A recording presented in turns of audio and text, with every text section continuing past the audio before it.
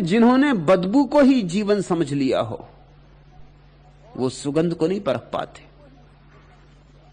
खलील जिब्रान की प्रसिद्ध कहानी, एक मछली बेचने वाली औरत गांव से शहर मछली बेचने आई। मछलियां बेच के जब लौटती थी तो अचानक बाजार में उसे बचपन की एक सहेली मिल गई। वह सहेली अब मालिन हो गई थी। उस मालिन ने कहा, आज रात मेरे घर रुको, कल सुबह होते ही चले जाना। कितने वर्षों बाद मिले, कितनी कितनी बातें करने को हैं। मछली बेचने वाली औरत मालिन के घर रुकी। मालिन का घर बगिया से घिरा हुआ। फिर पुरानी सहेली की सेवा मालिन ने खूब दिल भर के की। और जब सोने का समय आया और मालिन सोई तो इसके पहले कि वो सोती बगिया में गई। चांद निकला था, बेले के फूल खिले थे। उसने बेलों की झोली भर ली और बेलों का ढेर अपनी सहेली उस मछली बेचने वाली औरत के पास आके लगा दिया कि रात भर बेलों की सुगंध। लेकिन थोड़ी देर बाद मालिन परेशान हुई क्योंकि मछली बेचने वाली औरत सो ही नहीं रही, कड़बत बदलती है। बार बार पूछा कि क्या नींद नहीं आ रही। उसने कहा, क्षमा करो, ये फूल यहां से हटा दो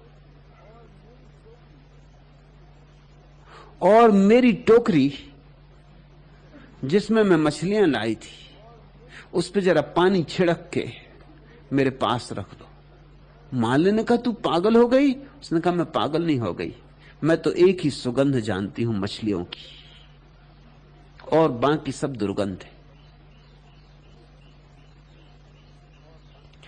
भीड़ मछलियों की गंध को जानती, उससे परिचित है। शास्त्रों के पिटे पिटाए शब्द दोहराए जाएं तो भीड़ उनसे राजी होती, क्योंकि बाप दादों से वही सुने, पीढ़ी दर पीढ़ी वही सुने। सुनते सुनते उनके कान भी पक गए, वो ठीक लगते। मैं उनसे वह कह रहा हूं जो मेरी प्रतीति है, मेरा अनुभव है। और मजा यह है कि मैं उनसे वह कह रहा हूं जो कि शास्त्रों की अंतर्निहित आत्मा है, मगर शास्त्रों के शब्द में उपयोग नहीं कर रहा हूं। शब्द तो पुराने पड़ गए, शब्द तो बदल दिए जाने चाहिए। अब तो हमें नए शब्द खोजने होंगे। हर सदी को अपने शब्द खोजने होते, हर सदी को अपने धर्म के लिए पुनः पुनः अवतार देना होता है। हर सदी को अपनी अभिव्यक्ति खोजनी होती। तो मैं वही कह रहा हूं जो बुद्ध ने कहा, कृष्ण ने कहा, मोहम्मद ने कहा, जीसस ने कहा, लेकिन अपने ढंग से कह रहा हूं। मैं 20वीं सदी का आदमी हूं। मैं चाहूं भी तो कृष्ण की भाषा नहीं बोल सकता,